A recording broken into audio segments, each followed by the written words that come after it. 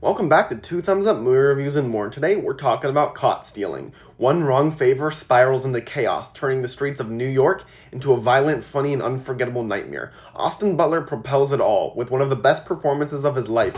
He's injured and charming, portraying Hank not as a stereotype, but as a battered man holding things together by a thread. Each stumble, each bruise, each hungover misstep feels lived through him. His performance grounds the film so that it never feels merely like spectacle. The supporting cast heightens the pressure. Zoe Kravitz is light and warmth as the girlfriend who can finally read him. Regina King fills every frame with commanding presence as the cop who makes the city's dangers look foreordained. Matt Smith exudes manic desperation and energy.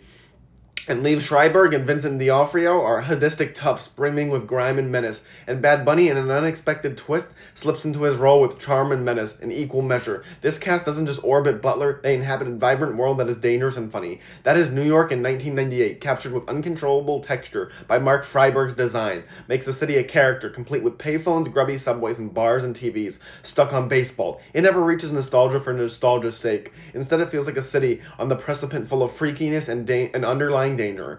Matthew's cinematography brings the world to life. His lens latches on faces drenched in neon grime, pulsating and moving. Andrew Weissblum's editing keeps the film grasping at 107 minutes but never disjointed. You always have some sense of where you are when the entire shebang is disintegrating. And then the music by Rob Simoson's score, performed by the post-punk band Idols, gets the film shaking with aggression. Rhythm. It heightens tension and forges it turning chase fights and standing on the corner scenes into something visceral. Craig Hanan's sound design piles every thump, every alarm, every corner into a city that senses it's crashing down.